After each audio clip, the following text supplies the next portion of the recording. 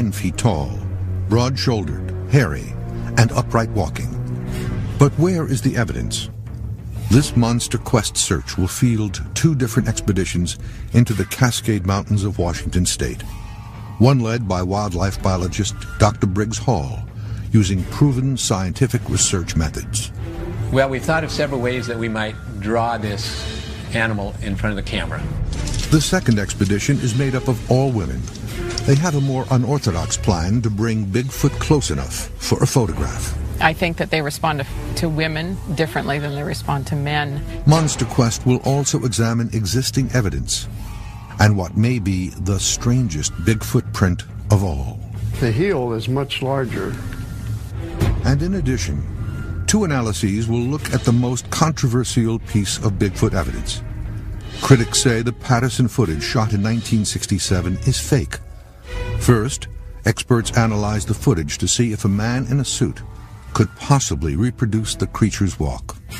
Yeah, so if it's real, then it's a funny gait. Then a first. The Patterson footage has always been blurry, but now, using a digital microscope, we get the best look yet at the creature's face and make a startling discovery. The creature first made national news in 1958, when construction worker Jerry Crew found and cast footprints measuring 17.5 inches long near Bluff Creek, California, located 86 miles from Eureka. Locals nicknamed the creature Bigfoot, and the name stuck. Over the next decade, national interest in the story mostly faded until October 20th, 1967, when Roger Patterson, an amateur filmmaker, set out to Bluff Creek to do a documentary on a recent footprint discovery. But what Patterson found shocked the world. He shot 953 frames of film that many believe is the best evidence of Bigfoot. You will see that film in its entirety for one of the first times on television. Patterson passed away in 1972, never wavering from his story. But he was not alone on that fateful day. A massive bicep in the arm was, wide like that. And as it moved, you could see the muscles ripping in the thighs. In the arms, even underneath that hair, you could see the difference in the movement. Bob Gimlin was with Roger Patterson that day, and for almost 40 years was able to stay out of the limelight and controversy. But in 2004, he did this interview recounting that day in 1967. The weather was great in October, so Roger said, let's ride back up in some of them areas. We rode up that way, up that creek bed away from our camp, which was probably a couple of miles. As we came around, there's a big downfall tree with a root system in the dirt, like a crow's nest, logs jammed together. As we came around that, then, of course, the horses just blew up, and this thing was standing right alongside the creek, on the opposite side of the creek that we were on. It was massive, and the commotion of trying to get the camera out of the saddlebags while his horse was jumping around. I was watching the creature, and it was walking away. Well, the time we got the horses kind of settled down, and Roger ran across the creek, and Roger had the camera to his eye, and then he stumbled kind of and fell down on his knees, and then he got back up, and he ran over to a log that was a little ways away and stabilized himself on the log. And at that time, I rode across the creek on my horse and just sat over there. The creature makes a slight turn with his shoulders and kind of looks back. That's when I rode across the creek on the horse. That's when it made that gesture. Well, I was looking at it from the back. There were some trees or vegetation that was getting between Roger and the creature, and he wanted to get a better and closer, so he relocated, and when he did, he asked me if I would cover him, which meant get the rifle and see, and there was no intent to shoot this thing at all. Then the creature just kept right on walking. At the time, it was hard for Gimlin to determine just how large the creature was, but he did find footprints, And people ask me, well, what do you think it weighed? And I thought, well, it takes a big man to weigh 350. So I said, probably 350 pounds. We weren't here when they got an impression gauge, and of course they estimate after that it was 700 or so pounds, or it was tremendously heavier than I'd thought. Patterson and Gimlin tracked the creature for miles, but never saw it again. And that's where the trail ended and the controversy began. So much research has been done on the film by both myself and by scientists and by many other people, and everybody who really gets into that film says there's no way that whatever that is a man in the suit. Over the years, numerous people have come forward claiming they were the man in the monkey suit. However, no one has ever been able to produce proof. I'm not impressed by the stories of people who've come forward and said that they're the man in the suit. One particular gentleman doesn't even know how to get to the film site. The controversy continues, and this episode of Monster Quest adds fuel to the fire by analyzing the footage like never before.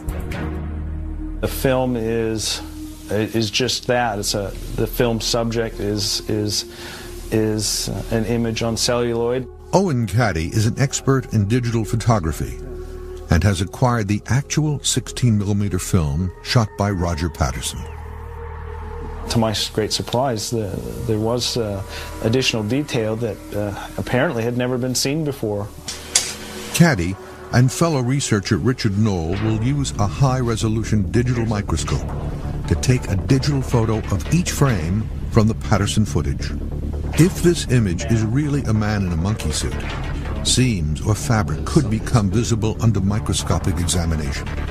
If it is a real animal, muscles or other biological identifiers may also appear. Another group of scientists is also looking at the Patterson footage. Is this gait a human gait? Is it a non-human gait? Is it similar to something that we know or not? Dr. Jürgen Konczak was an associate director of the Human Sensory Model Lab at the University of Minnesota when in 2004 he conducted an experiment as simple as taking a walk. So what you do is if you're down, you walk like this, and this is exactly what he's doing. This lab is devoted to motor control, to how people, humans, not only walk but actually are able to move. One hot topic of internet conversation is the wobbly gait or walk of the Patterson subject. Skeptics say it is a man having difficulty walking in a heavy, bulky monkey suit. But proponents say a human is not physically able to walk like this.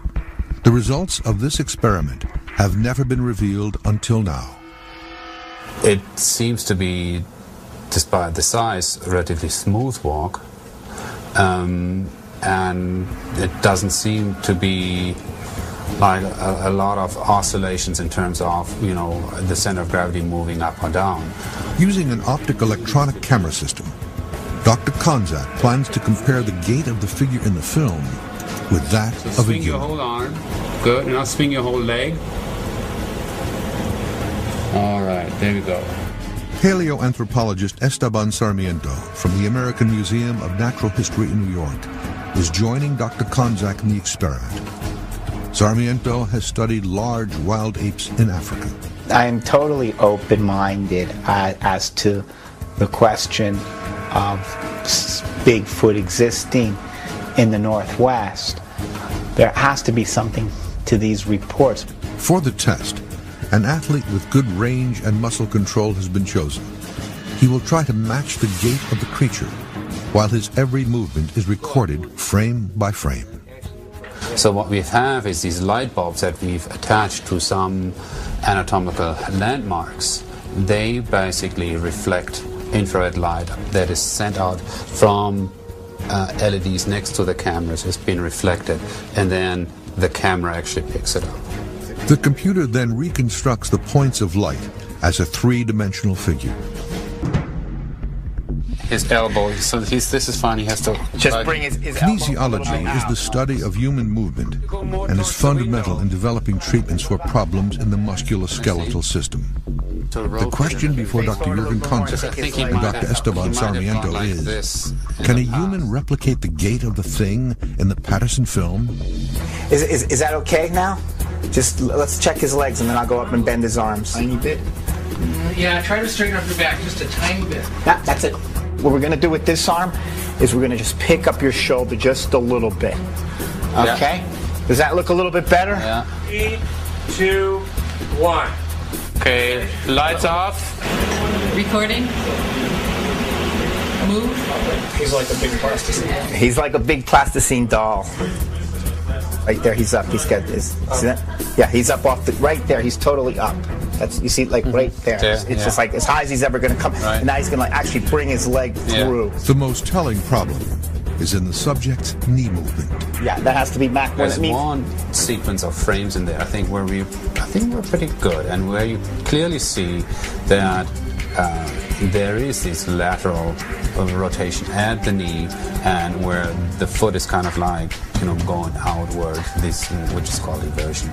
And that is something that it seems rather strange.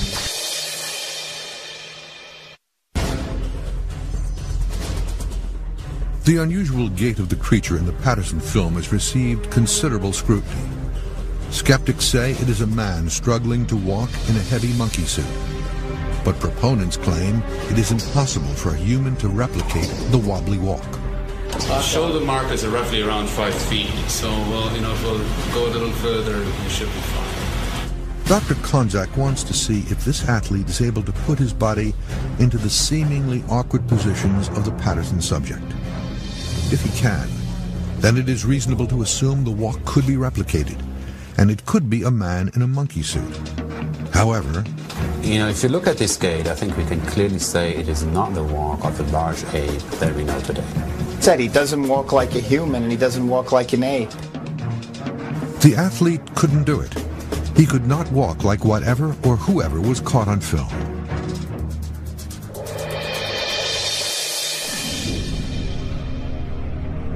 Another group of researchers believe they too have evidence of Bigfoot. I consider the Skookum expedition to be one of the most important expeditions in the Bigfoot Sasquatch phenomena.